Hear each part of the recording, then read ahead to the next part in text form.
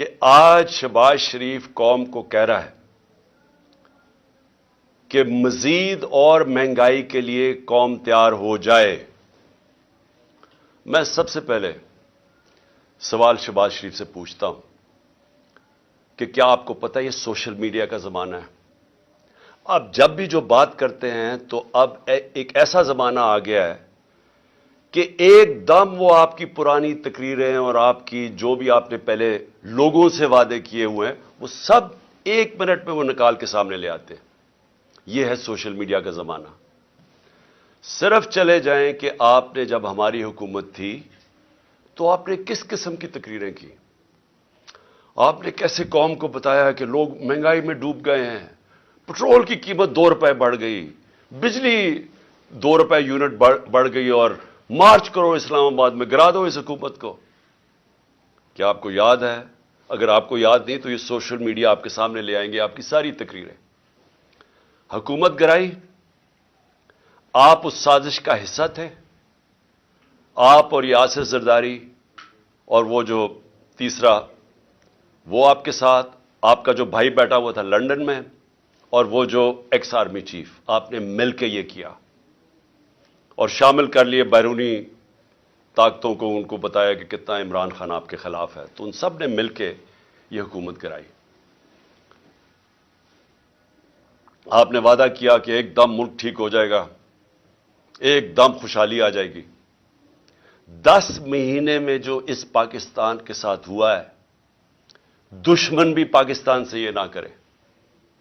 10 مہینے کے اندر پاکستان کی 50 سال کے اندر, پاکستان کی تاریخ میں 50 سال میں سب سے زیادہ مہنگائی ہوئی ہے. ہم جب گئے تھے, جب آپ نے پوری 3 لانگ مارچز ہوئی مہنگائی کے خلاف, آپ کی ساری پی ڈی ایم نے کی, تو تب 12 سے 12.5% مہنگائی تھی. آج 3 گنا مہنگائی اس سے زیادہ ہے.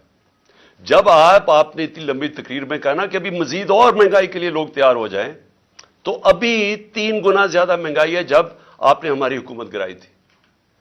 اور آپ نے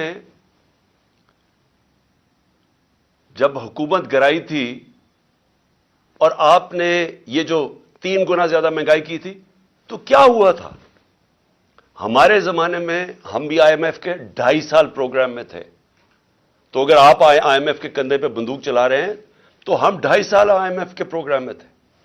اس کے اوپر کورونا ساری دنیا کے اندر ایک وبا آئی تھی, اس کی وجہ سے سپلائی لائنز افیکٹ ہوئی تھی. جب سپلائی لائنز افیکٹ ہوئی تھی تو ساری دنیا میں مہنگائی آئی تھی. جس کو کموڈٹی سپر سائیکل کہتے ہیں, وہ ساری دنیا کو ہٹ کیا تھا. انرجی کی قیمتیں, تیل کی قیمت خاص طور پہ اوپر چلی گئی تھی.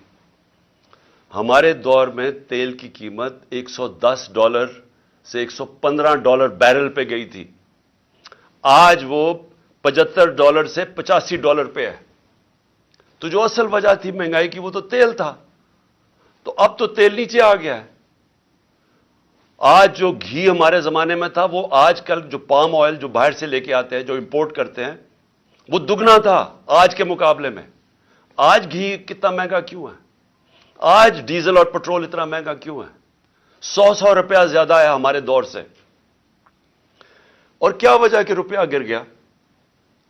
تقریباً 100 روپیہ ڈالر مہنگا ہوا ہے.